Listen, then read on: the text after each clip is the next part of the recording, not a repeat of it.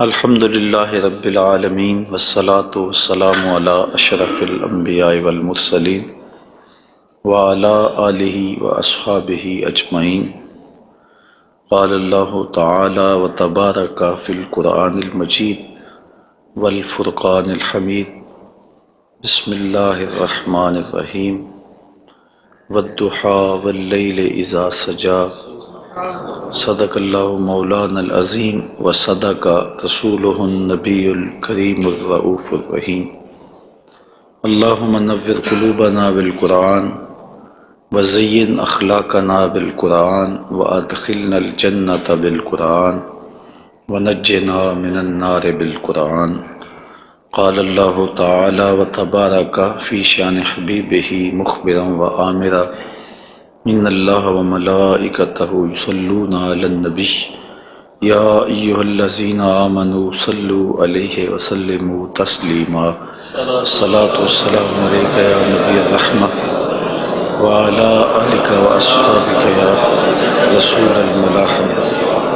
الصلاۃ والسلام علیک یا رسول اللہ وعلی آلک واصحابک یا محبوب رب العالمین۔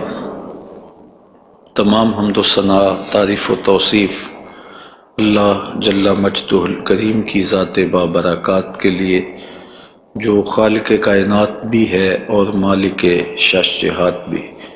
اللہ جل وعلا کی حمد و ثناء کے بعد رسول رحمت، شفیع معظم، نبی محتشم، اللہ کے پیارے، امت کے سہارے، رب کے محبوب، دانائے غیوب، مالک رقاب امم، فخر عرب و عجم، والی کون و مکان، سیاہ لا مکان، سید انس و جاں، سرور لالا رخاں، نیر تاباں، سر نشین مہوشاں، ماہ خوباں، شہنشاہ حسینہ، تتمہ دوراں، سرخیل زہرہ جمالاں، جلوہ صبح ازل، نور ذات لم یزل، باعث تکوین عالم، فخر آدم و بنی آدم، نیر بطحا، رازدار ما اوہا، شاہد ما طغا، صاحب علم نشرہ، معصوم آمنہ احمد مجتبیٰ، حضرت محمد مصطفیٰ صلی اللہ علیہ وآلہ وسلم کے حضور ناز میں اپنی عقیدتوں، ارادتوں اور محبتوں کا خراج پیش کرنے کے بعد، عالی مرتبت محتشم سامعین، السلام علیکم ورحمۃ اللہ وبرکاتہ۔ ماہ نور ربیع الاول اپنی تمام تر رعنائیوں کے ساتھ جلوہ گر ہوا جا رہا ہے، اور ہم حضور نبی رحمت صلی اللہ علیہ وآلہ وسلم کے شمائل پر کچھ باتیں آپ کے سامنے رکھنا چاہ رہے ہیں۔ اللہ تعالیٰ کلمات حق زبان پہ جاری فرمائے، اور حضور کے جمال جہاں آرا کی برکتوں سے ہماری روحوں میں نکھار پیدا فرمائے۔ علماء نے لکھا ہے کہ حضور کے حلیہ شریف کو بیان کرنے سے دلوں میں حضور کی محبت پیدا ہوتی ہے، اور سننے والوں کو، بیان کرنے والوں کو حضور کا پیار ملتا ہے، حضور کی محبت ملتی ہے، اور اس کی برکت سے حضور کے دیدار کی دولت بیدار بھی نصیب ہو جاتی ہے۔ ہماری آرزو ہے کہ ہم آقا و مولا حضور ختمی المرتبت صلی اللہ علیہ وآلہ وسلم کے شمائل کا درس سنیں، بیان کریں، ہماری بھی قسمت جاگے، زندگی میں وہ شب بھی آئے کہ آنکھیں بند ہوں اور مقدر جاگ اٹھے، اور میں سو جاؤں یا مصطفیٰ کہتے کہتے، کھلے آنکھ صلی اللہ کہتے کہتے۔ باقی جہاں تک حضور کے شمائل کو بیان کرنے کا حق ہے، وہ کوئی بھی نہیں کر سکتا۔ ہم تو 14 صدیوں کے فاصلے پہ ہیں۔ جن لوگوں نے حضور کو دیکھا، وہ بھی حضور علیہ السلام کا حلیہ بیان کرنے سے اپنے آپ کو قاصر سمجھتے ہیں۔ فرماتے ہیں ہمارے میں طاقت نہیں کہ ہم حضور کا حلیہ بیان فرمائیں۔ چند اصحاب نے حضور کا حلیہ بیان کیا، بلکہ صحابہ ایک دوسرے سے پوچھتے تھے حضور کیسے تھے؟ میاں تم نے نہیں دیکھا؟ کہا دیکھ کر بھی نہیں دیکھا۔ ہمت ہی نہیں تھی کہ حضور کے جمال جہاں آرا کو آنکھ بھر کے دیکھ سکیں۔ جن لوگوں نے حضور کا حلیہ بیان کیا ہے یہ وہ لوگ ہیں جنہوں نے یا تو حضور کو بچپن میں دیکھا ہے یا بہت قریب رہے ہیں اور حضور کو سوئے ہوئے دیکھا ہے، تو وہ حضور کا حلیہ بیان فرماتے ہیں۔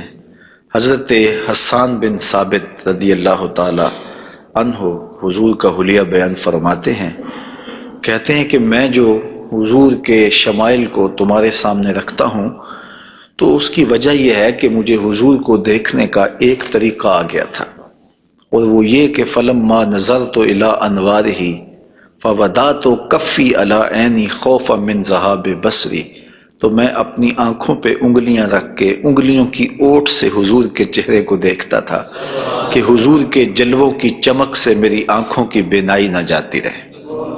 یہ کون کہہ رہے ہیں؟ حضرت حسان بن ثابت رضی اللہ تعالی عنہ۔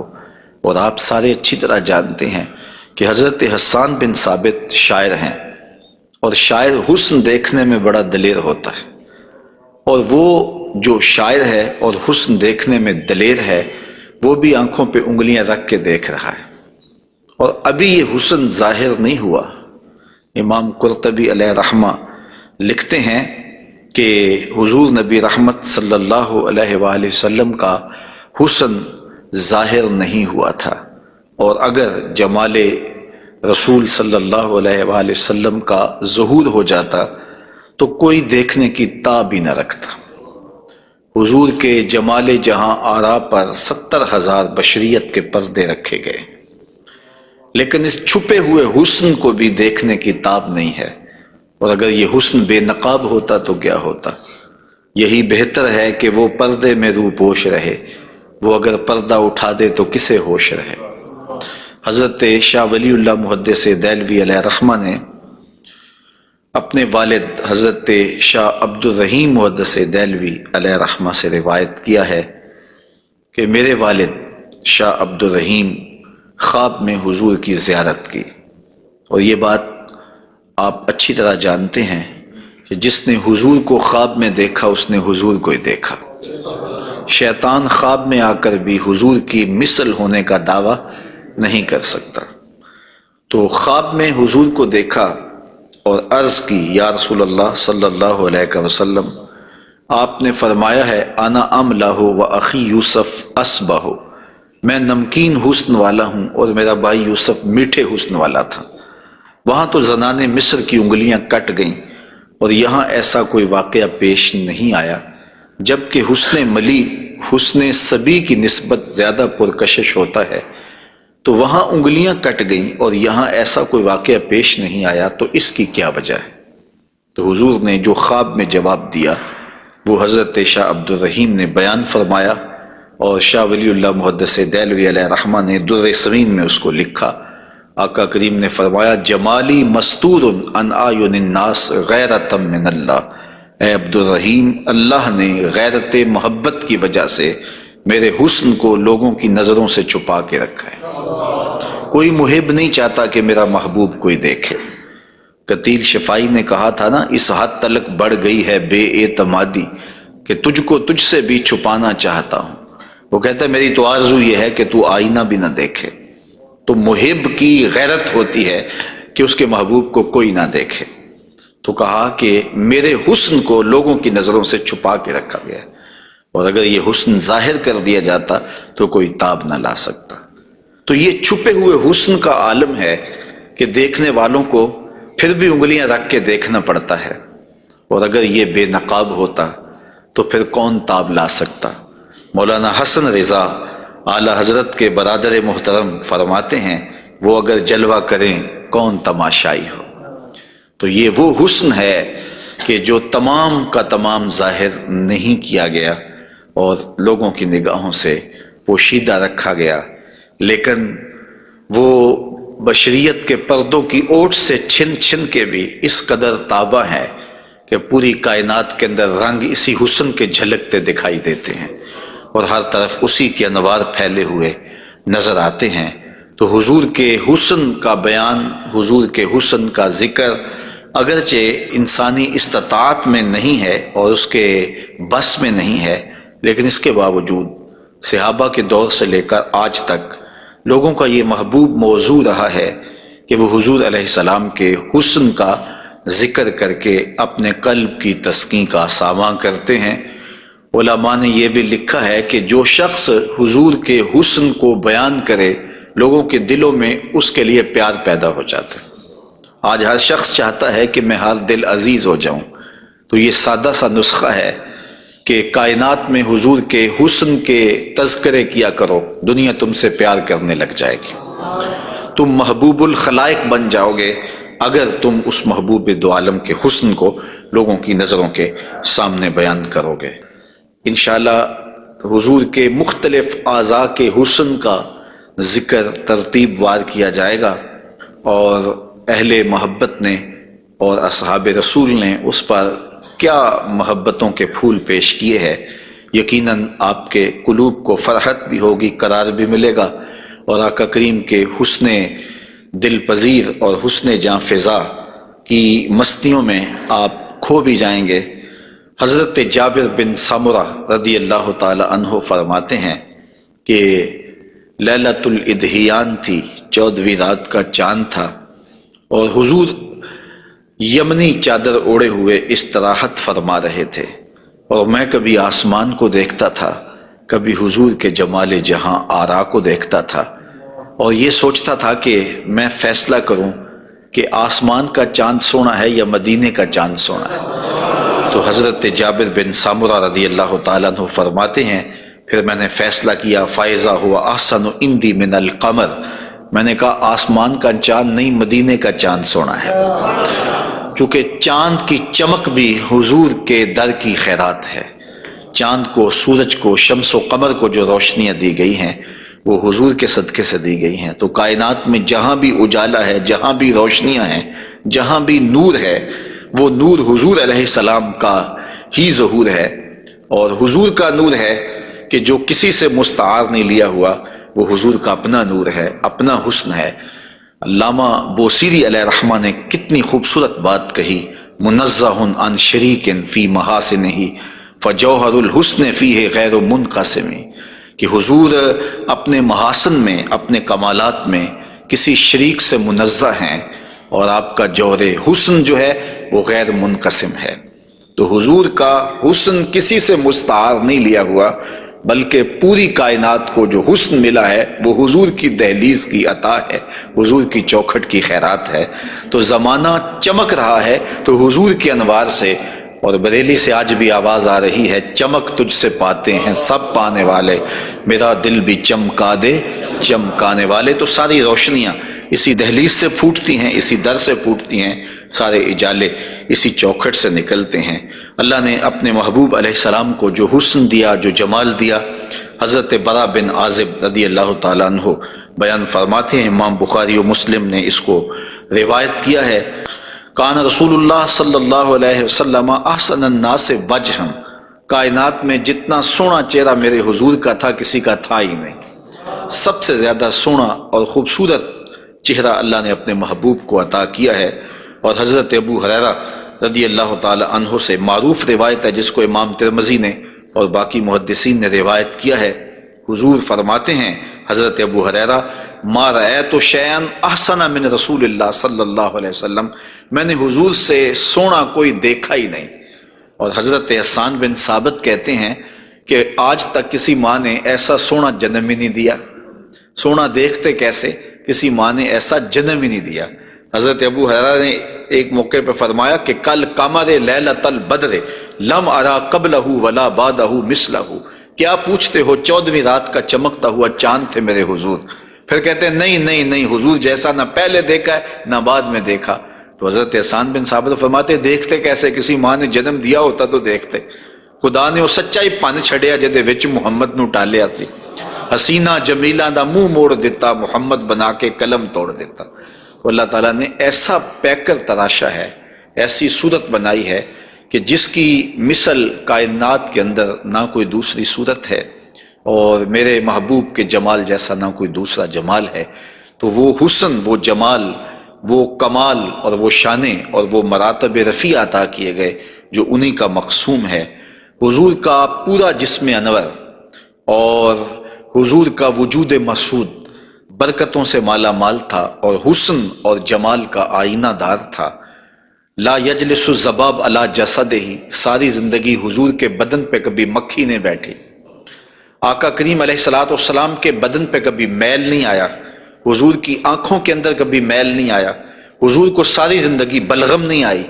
آقا کریم کی مبارک بغلیں بے بال تھیں اور بالکل باقی جلد کی طرح سفید تھیں۔ حضور علیہ السلام کا لعاب شہد سے زیادہ میٹھا تھا اور کستوری سے زیادہ خوشبودار تھا۔ حضور کے فضلات مبارکہ جو ہے وہ امت کے حق میں پاک ہیں، اور جہاں حضور علیہ السلام قضائے حاجت کے لیے جاتے تو وہاں بعد میں جا کے دیکھا جاتا تو کوئی چیز نظر نہ آتی سوائے کستوری کی خوشبو کے۔ تو آقا کریم علیہ الصلوۃ والسلام کو کبھی جمائی نہیں آئی، کبھی حالت نیند میں حضور نبی رحمت صلی اللہ علیہ وآلہ وسلم ناپاک نہیں ہوئے، حضور نبی رحمت صلی اللہ علیہ وسلم پر کوئی نجاست نہیں آئی، اور آقا کریم کے بدن کا سایہ بھی نہیں تھا تاکہ زمین کے اوپر حضور کا سایہ نہ گرے۔ کائنات میں ایسا کون ہو سکتا ہے جیسا آمنہ کا لال تھا؟ تو وہ حسن دیا گیا، وہ جمال دیا، جس پہلو سے دیکھو حضور بے مثال نظر آتے ہیں اور بے مثل نظر آتے ہیں۔ آئیے ہم حضور نبی رحمت صلی اللہ علیہ وآلہ وسلم کے جسم کے حوالے سے پہلے کچھ بات کریں اور پھر حضور کے اعضاء کی طرف چلتے ہیں۔ حضور کا مبارک جسم بے سایہ تھا، اور یہ سایہ نہ چاند کی چاندنی میں دکھائی دیتا تھا اور نہ سورج کی روشنی میں پڑتا تھا۔ حضرت ذکوان رضی اللہ تعالی عنہ روایت کرتے ہیں، فرماتے ہیں کہ ان رسول اللہ صلی اللہ علیہ وسلم لم یکن یرا لہ ظل فی شمس ولا قمر، حضور کا سایہ نہ سورج کی روشنی میں ہوتا تھا اور نہ چاند کی چاندنی میں ہوتا تھا۔ اور حضرت عثمان رضی اللہ تعالی عنہ خلیفہ ثالث رضی اللہ تعالی عنہ اس کی وجہ بیان فرماتے ہیں کہ حضور کا سایہ کیوں نہیں تھا۔ فرماتے ہیں ان اللہ ما اوقع ظلک علی الارض لئلا یدع انسان قدمہ علی ذلک الظل، اللہ تعالیٰ نے محبوب کا سایہ زمین پہ اس لیے نہیں پڑنے دیا کسی انسان کا قدم محبوب کے سائے پہ نہ آ جائے۔ اللہ اکبر۔ لیکن حضرت شیخ احمد مجدد الفسانی علیہ رحمہ نے ایک بڑی خوبصورت بات کہی، اور ہمارے لیے وہ بڑی ٹھنڈک اور بڑی تسکین کا ساماں ہے۔ وہ فرماتے ہیں کہ اورا صلی اللہ علیہ وسلم سایہ نبود، آقا کریم علیہ السلام کا سایہ نہیں تھا۔ در عالم شہادت، اس عالم شہادت میں حضور کا سایہ نہیں تھا، اور یہ بات ثابت ہے، اور تقریباً تمام مکاتیب فکر کے لوگ، ایک دو مکتبہ ہائے فکر کے علاوہ باقی سارے اس بات کو تسلیم کرتے ہیں۔ رشید احمد گنگوہی نے بھی یہ بات لکھی ہے، امداد السلوک کے اندر یہ روایت موجود ہے کہ بتواتر ثابت شد کہ حضرت علی سایہ نہ داشتن۔ وہ کہتے ہیں کہ یہ بات تواتر کے ساتھ ثابت ہے کہ جناب صلی اللہ علیہ وسلم کا سایہ نہیں تھا۔ تو حضرت شیخ فرماتے ہیں کہ عالم شہادت میں حضور کا سایہ نہیں تھا۔ شیخ احمد مجدد الفسانی، کیوں سایہ نہیں تھا؟ فرماتے ہیں سایہ ہر شخص از شخص لطیف تر است، کسی چیز کا سایہ اس شے سے زیادہ لطیف ہوتا ہے، چون لطیف تر از وی صلی اللہ علیہ وآلہ وسلم در عالم نہ باشد اورا سایہ چے صورت دارد۔ جب حضور سے لطیف کائنات میں شے ہی کوئی نہیں ہے تو پھر سایہ کیا معنی رکھتا ہے؟ کائنات میں حضور سے لطیف ہے ہی کوئی چیز نہیں ہے، حضور کی مثل عالم امکان میں ممکن ہی نہیں ہے۔ اب مجھے یہ بتائیں کہ جس کا سایہ بھی نہیں تھا اس کا ثانی ہو سکتا ہے؟ تو یہ کون خاکے تراش رہے ہیں؟ کس کے خاکے تراش رہے ہیں؟ خاکے تو خاکیوں کے ہوتے ہیں۔ جو پیکر نور ہو، جس کا سایہ بھی نہیں ہے، اس کے خاکے کیسے ہو سکتے ہیں؟ تو حضور کی مثل تو بزم عالم میں ممکن ہی نہیں ہے۔ اقبال بھی بول پڑے رخ مصطفیٰ ہے وہ آئینہ، کہ اب اس سا دوسرا آئینہ نہ کسی کی بزم خیال میں، نہ دکان آئینہ ساز میں۔ ممکن ہی نہیں ہے۔ خدا نے وہ سچائی پان چھڑیا جدے وچ محمد نو ڈالیا سے۔ تو آقا کریم علیہ الصلوۃ والسلام کا سایہ نہیں بنایا، اور کائنات کے اندر وہ بے مثل بھی ہیں، وہ بے مثال بھی ہیں۔ تو یارو جس کا سایہ بھی نہیں ہے اس کا ثانی کیسے ہو سکتا ہے؟ تو آقا کریم علیہ الصلوۃ والسلام کا مبارک قد انور، حضور کا جسم نور، اللہ تعالیٰ جل شانہ نے حضور کو قد رانا دیا ہوا۔ امیر خسرو نے کہا تھا نا، پری پیکر نگارے سرو قد لالا رخسارے، سراپا آفتے دل بود شب جائے کہ من بودم، خدا خود میرے مجلس بود اندر لا مکان خسرو، محمد شم محفل بود شب جائے کہ من بودم۔ تو حضور کا قد انور، اللہ اکبر، اس کے بارے میں حضرت سیدنا علی المرتضیٰ رضی اللہ تعالی عنہ سے مروی روایت سنیے۔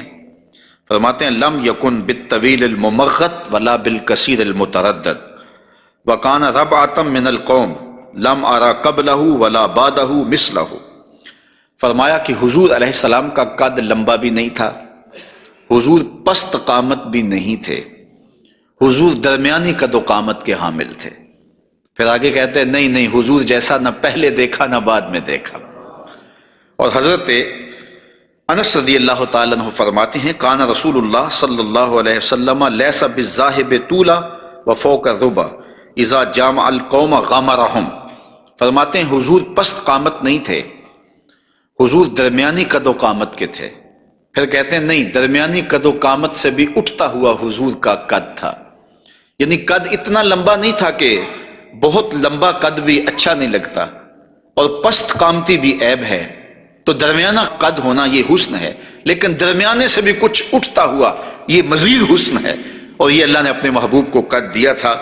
لیکن اس کے ساتھ یہ شان تھی کہ لمبے لمبے قد والے لوگ موجود ہوتے اور حضور بھی ان میں موجود ہوتے۔ اذا جامع القوم غمرہم، جب حضور تشریف فرما ہوتے تو حضور سب سے اونچے دکھائی دیتے، قد درمیانہ تھا لیکن دکھائی اونچے دیتے۔ علماء نے اس کی تشریح میں لکھا ہے کہ حضور علیہ الصلوۃ والسلام کا یہ معجزہ تھا، یہ شان تھی، یہ نبوی وجاہت تھی کہ حضور سب سے اونچے دکھائی دیتے تھے۔ ام معبد جو حضور کا حلیہ بیان کرتی ہیں، اور انشاءاللہ ان سے مروی روایت اور ان کا تفصیلی واقعہ ہم آگے چل کے بیان بھی کریں گے، تو وہ حضور کے قد پر کہتی ہیں غصن بین غصنین، دو شاخوں کے درمیان اٹھتی ہوئی جیسے شاخ ہوتی ہے، اس طرح حضور کا قد رانا تھا۔ تو آقا کریم علیہ السلام کا قد، اللہ اکبر۔ حضرت انس سے ایک اور روایت سن لیجئے، وہ فرماتے ہیں کان رسول اللہ صلی اللہ علیہ وآلہ وسلم احسن الناس قواما و احسن الناس وجہا، کہتے ہیں جیسی قد و قامت میرے حضور کی تھی، کائنات میں اتنا سونا قد کسی کا نہیں، اور جتنا سونا چہرہ میرے حضور کا تھا ایسا سونا چہرہ کسی کا نہیں ہے۔ قد بھی سونا اور چہرہ بھی سونا، اور زمانے میں اتنا سونا رب نے کوئی پیدا ہی نہیں کیا، چونکہ سب سے حسین سب سے جمیل اپنے محبوب کو بنایا۔ لکھاں آئے لوگ زمانے تے محبوب خدا جیا کوئی نہیں، لکھاں سونے بن بن بیندے نے اودی خاکے پا جیا کوئی نہیں۔ جو حسن انہیں دیا، جو جمال انہیں دیا، وہ انہی کی خوبی ہے۔ حضور نبی رحمت صلی اللہ علیہ وآلہ وسلم کے قدموں کے حسن کا ذکر کرتے ہیں۔ حضرت نبی رحمت صلی اللہ علیہ وآلہ وسلم کے مبارک قدموں کی جو ہتھیلیاں تھیں وہ پرگوشت تھیں، اور انگلیاں قوی بھی تھیں، مضبوط تھیں اور خوشنما تھیں، اور مبارک تلوے گہرے تھے اور صاف تھے، نرم تھے اور چکنے تھے۔ اگر ان پر پانی ڈالا جائے تو پانی بہہ جاتا، اور جب آقا کریم چلتے تو حضور ایسے لگتا جیسے بلندی سے نیچے اتر رہے ہیں۔ وقار کے ساتھ حضور قدم زور کے ساتھ اٹھاتے اور وقار کے ساتھ آگے بڑھاتے، اور یوں محسوس ہوتا کہ جس طرح بلندی سے حضور نیچے کی طرف آ رہے ہیں۔ آقا کریم علیہ الصلوۃ والسلام بہت تیز چلتے نہیں تھے، لیکن ایسے لگتا تھا جس طرح زمین حضور کے لیے لپیٹ دی گئی ہے، اور اگر لوگ حضور کے ساتھ چلنا چاہتے تو حضور کے ساتھ چل نہیں سکتے تھے۔ اللہ نے اپنے محبوب کو وہ رفتار عطا فرمائی، زمین بھی سمیٹ دی گئی تھی حضور کے لیے، اور وقت بھی سمیٹ دیا گیا تھا حضور کے لیے۔ اور آقا کریم علیہ الصلوۃ والسلام کے قدم مبارک کی انگلیاں وہ بڑی خوبصورت تھیں، لیکن جو درمیان والی انگلی ہے وہ انگلی باقی انگلیوں سے زیادہ قد آور تھی، لمبی تھی۔ آئیے ذرا اس انگلی کا حال حضرت میمونہ بنت کردم رضی اللہ تعالی عنہا سے سنیے۔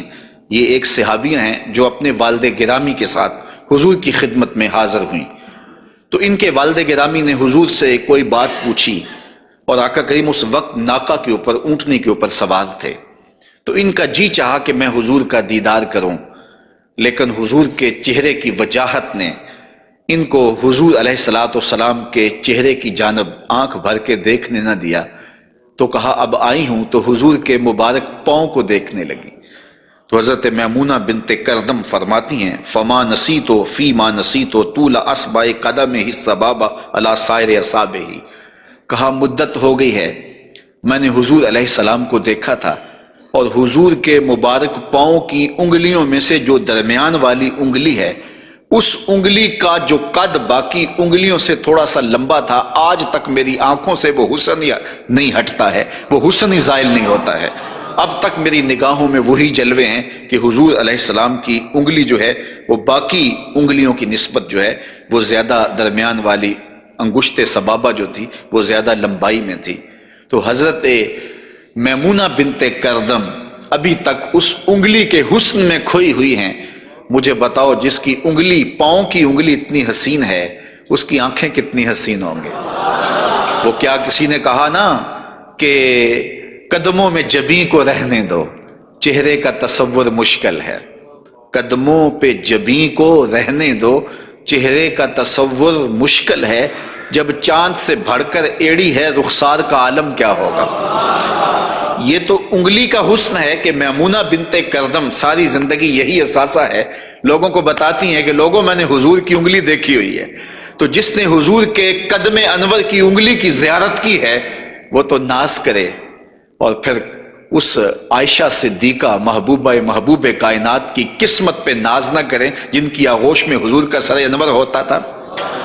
تو حضرت میمونہ بنت کردم رضی اللہ تعالی عنہا فرماتی ہیں کہ میں ابھی تک اس انگلی کے جمال کو بھول نہیں پائی۔ آقا کریم علیہ السلام کے قدموں کے بارے میں آتا ہے کہ کان رسول اللہ صلی اللہ علیہ وسلم احسن البشر قدما، کائنات میں جتنے سونے قدم میرے حضور کے تھے اتنے سونے قدم بھی کسی کے نہیں تھے۔ حضرت انس اور حضرت ابو ہریرہ اور ہند بن ابی حالہ رضی اللہ تعالیٰ عنہ حضور کے قدموں کے بارے میں شسن القدمین، اور حضرت امام ترمذی نے مسیح القدمین کے لفظ بولے ہیں کہ نرم آپ کے قدم تھے، اور آپ کے قدم جو ہے وہ چمکدار تھے، روشن تھے، آپ کے قدم پرگوشت تھے، اور آپ کے مبارک پاؤں خوبصورت تھے۔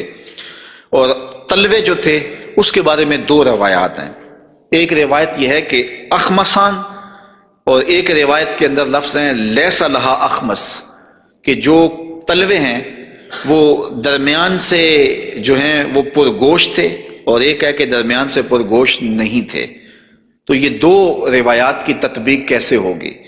بعض نے کہا کہ حضور کے مبارک تلوے جو تھے وہ درمیان سے پرگوشت نہیں تھے، اور بعض نے کہا کہ بالکل درمیان سے پرگوشت ہی تھے اور بالکل سیدھے تھے۔ علماء نے کہا کہ درمیان سے خلا تو تھا، لیکن جب حضور قدم رکھتے تھے تو آقا کریم علیہ السلام قدم جو ہے وہ پوری طرح جماؤ کر کے رکھتے تھے، اور جب وہ نقش بنتا تھا تو وہ نقش پورا بنتا تھا۔ اور یہاں محدثین نے کمال کر دی، کہا رب نے یہ نہیں چاہا کہ میرے محبوب کے تلووں کا نقش ناتمام بنے، نقش پورا بنتا تھا۔ تو جنہوں نے نقش کو دیکھ کر تلووں کا اندازہ لگایا انہوں نے کہا کہ نہیں، وہ تلوے بالکل برابر تھے اس لیے کہ نقش پورا بنتا تھا، اور جنہوں کو تلوے دیکھنے کی سعادت نصیب ہو گئی تو انہوں نے کہا نہیں، ہم نے دیکھے ہیں کہ جو ہے وہ درمیان میں جو ہے وہ کم گوشت تھا اور اطراف میں گوشت زیادہ تھا۔ تو صحابہ نے حضور کے تلووں کے بارے میں یہ رائے بیان فرمائی ہے۔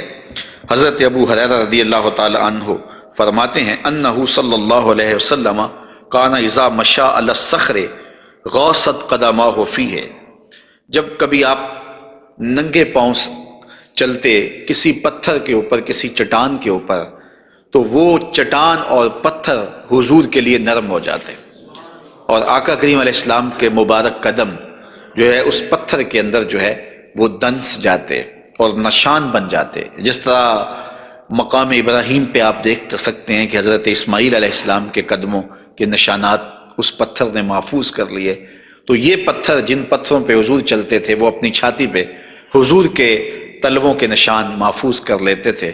سلطان قاتبائی نے باقاعدہ ایک ایسا پتھر جس پر حضور کے قدموں کے نشانات موجود تھے وہ 20,000 دینار میں اس زمانے میں خریدا، اور خرید کے ساری زندگی اپنے پاس رکھا، اور مرنے سے قبل وصیت کی کہ جب میں مر جاؤں تو یہ پتھر میری قبر کے سرہانے لگانا۔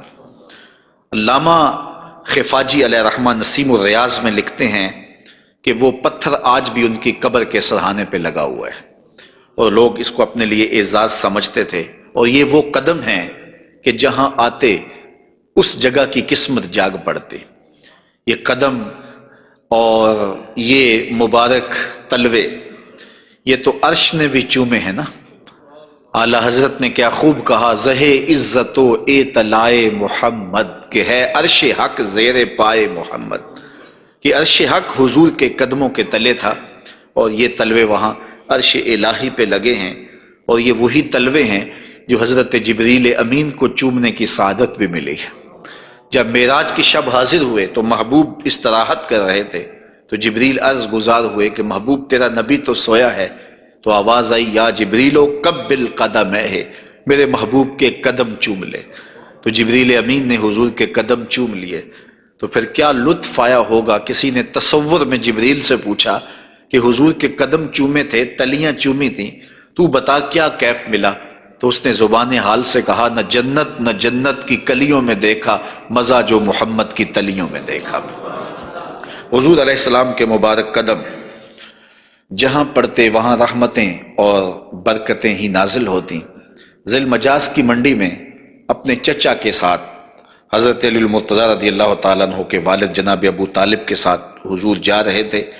انہوں نے کہا کہ مجھے تو بڑی سخت پیاس لگی ہے، تو آقا کریم علیہ الصلوۃ والسلام نے سواری سے اتر کے زمین پر زور سے اپنا پاؤں مارا، تو جب آپ نے پاؤں مارا تو چشمہ پھوٹ پڑا، اور اپنے چچا سے کہا کہ یہاں پانی پی لیجیے گا۔ اور حضور علیہ الصلوۃ والسلام کی مبارک ایڑیاں جو ہیں ان کے بارے میں ہے کہ وہ کم گوشت تھیں، ان پر زیادہ گوشت نہیں تھا، اور آقا کریم علیہ الصلوۃ والسلام اس ایڑی کو بھی جہاں لگاتے وہاں حالات رحمتوں بھرے ہو جاتے۔ حضرت جابر رضی اللہ تعالی عنہ کا اونٹ تھا، ایک سفر میں وہ حضور کے ساتھ تھے کہ وہ تھک گیا اور اس سے چلا نہیں جاتا۔ حضور کی سواری گزری تو انہوں نے عرض کی، یا رسول اللہ صلی اللہ علیہ وسلم، یہ میرا اونٹ ہے اور تھک گیا ہے، اور میں قافلے کے ساتھ کیسے سفر کر سکتا ہوں؟ تو آقا کریم علیہ السلام نے اپنی ایڑی سے اس کو ٹھوکر لگائی، فناشطا حتی کانا لا یملک زمامہ، وہ اتنا تیز ہوا کہ پھر اس کی باگ سنبھالی نہیں جاتی تھی۔ کچھ عرصے کے بعد حضور حضرت جابر سے پھر ملے، اور حضور نے پوچھا کہ وہ تمہارے اونٹ کا کیا بنا؟ تو انہوں نے کہا بخیرن قد اصابت ہو برکتوں کا، حضور آپ کی برکت کی وجہ سے اب خیر ہی ہو گئی ہے۔ تو وہ تو اب سنبھالا نہیں جاتا ہے اور اتنا سری و رفتار ہو گیا ہے۔ اور یہ بات آپ کبھی بھی بھول نہیں سکتے ہیں کہ حضور احد پہ تشریف لے گئے تھے، تو وہ حضور کے آنے کی خوشی میں جھوم اٹھا تھا، تو حضور نے ایڑی ہی ماری تھی، زور کے ساتھ ایڑی لگاتے ہوئے حضور نے کہا فَضَرَبَهُ بِرِجْلِهِ فَقَالَ اُثْبُتْ، حضور نے کہا کہ اے احد رک جا، تو جھوم رہا ہے جانتا نہیں، فَإِنَّمَا عَلَيْكَ نَبِيٌّ وَصِدِّيقٌ وَشَهِيدَانِ، تیرے اوپر ایک اللہ کا نبی ہے، ایک صدیق ہے اور 2 شہید ہیں۔ اور پھر فوراً اس کا زلزلہ تھم گیا۔ اعلیٰ حضرت بولے، ایک ٹھوکر سے احد کا زلزلہ جاتا رہا، رکھتی ہیں کتنا وقار اللہ اکبر ایڑیاں۔ تو یہ حضور علیہ الصلوۃ والسلام کے مبارک قدم تھے کہ جن کی برکات زمانے کو نصیب ہوئی، اور یہ وہ قدم تھے جنہیں چوم لینا صحابہ اپنے لیے سعادت سمجھتے تھے۔ حضرت ذرا وفد عبد القیس میں آئے تو پھر انہوں نے حضور کی خدمت میں عرض کی کہ ہم آپ کے قدم اور آپ کے ہاتھ چومنا چاہتے ہیں، اور وہ آگے بڑھے۔ وہ خود فرماتے ہیں فَنُقُبِّلُ یَدَ رسول اللہ صلی اللہ علیہ وسلم وَرِجْلَهُ، ہم نے حضور علیہ الصلوۃ والسلام کے ہاتھ بھی چومے، ہم نے حضور کے پاؤں بھی چومے۔ حضرت صہیب رضی اللہ تعالی عنہ فرماتے ہیں کہ رأیت علیٰ یقبل ید العباس ورجلہ، میں نے دیکھا کہ حضرت علی اپنے چچا عباس کے ہاتھ بھی چومتے تھے اور پاؤں بھی چومتے تھے، اور یہ کیوں چومتے تھے؟ اس کی وجہ ایک دیگر حدیث میں حضرت ثابت رضی اللہ تعالی عنہ حضرت انس کے پاس آئے اور انہوں نے آ کے حضرت انس سے پوچھا کیا تم نے اس ہاتھ کو حضور کے ہاتھ سے مس کیا ہوا ہے؟ تو حضرت انس نے کہا کیوں نہیں، یہ سعادت مجھے ملی ہے کہ ان ہاتھوں نے حضور کے وجود کے بوسے لیے ہیں اور حضور کے وجود کو چھوا ہے۔ فقبلہا، تو حضرت ثابت نے حضرت انس کا ہاتھ چومنا شروع کر دیا کہ یہ وہ ہاتھ ہیں جنہوں نے حضور کو چوما ہوا ہے، جنہوں نے حضور کو چھوا ہوا ہے، جنہوں نے حضور کے بدن رحمت سے مس کیا ہوا ہے۔ تو حضرت علی المرتضیٰ حضرت عباس کے ہاتھ چومتے تھے، تو آقا کریم علیہ الصلوۃ والسلام کے قدم بھی، حضور کے ہاتھ بھی صحابہ عقیدت سے چوم لیا کرتے تھے، اور یہ واقعات کبھی ہوتے تھے اور عقیدت کا یہ رنگ صحابہ کے ہاں پایا جاتا تھا۔ حضور نبی رحمت صلی اللہ علیہ وآلہ وسلم وہ قدم جو برکتوں کے لیے، رحمتوں کے لیے اگر کسی اونٹ پہ لگتے ہیں تو وہ تیز ہو جاتا ہے، اور اگر زمین پہ مارتے ہیں تو چشمہ پھوٹ پڑتا ہے، اور اگر پہاڑ پہ لگاتے ہیں تو اس کا زلزلہ رک جاتا ہے۔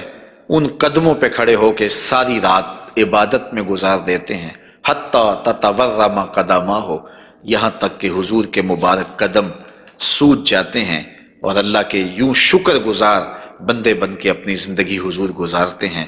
تو آقا کریم علیہ الصلوۃ والسلام کے مبارک قدم خوبصورت تھے، اور اس کی تلیاں بھی خوبصورت تھیں، قدموں کا حسن بے مثال تھا۔ اور آقا کریم علیہ السلام کی پنڈلیوں کے بارے میں، حضور کی پنڈلیوں کے بارے میں حضرت جابر بن سمرہ رضی اللہ تعالی عنہ سے مروی ایک روایت سنیے۔ فرماتے ہیں کان فی ساق رسول اللہ صلی اللہ علیہ وسلم حموشۃ، آقا کریم علیہ الصلوۃ والسلام کی مبارک جو پنڈلیاں تھیں وہ نرم و نازک، پتلی اور خوبصورت تھیں۔ اور آقا کریم کی پنڈلیوں کے بارے میں سراقہ بن مالک رضی اللہ تعالی عنہ نے جو کہا ہے وہ بڑی خوبصورت بات کہی ہے۔ آپ سمجھتے ہیں، آپ جانتے ہیں کہ جب حضور مکے سے ہجرت فرما کے مدینہ تشریف لے گئے تو 100 سرخ اونٹ انعام حضور کی گرفتاری کے لیے رکھا گیا۔ تو سراقہ بن مالک بھی حضور کو گرفتار کرنے کے لیے حضور کا پتہ اور حضور کی تلاش میں نکلا تھا اور حضور کو ڈھونڈ رہا تھا۔ خیر ایک مقام پہ حضور علیہ السلام سے ملاقات ہو گئی، تو یہ اپنے اس برے ارادے سے حضور کی طرف بڑھا تو اس کا اونٹ جو ہے وہ گھٹنوں تک زمین میں دنس گیا۔ اس نے معذرت کی، حضور نے دعا دی، وہ اونٹ باہر نکل آیا تو اس کی پھر نیت بدل گئی، تو پھر دوبارہ اونٹ جو ہے وہ گھٹنوں تک دنس گیا۔ خیر اس نے دوبارہ معذرت کی اور حضور سے کہا کہ آپ مجھے امان نامہ لکھ کے دیں۔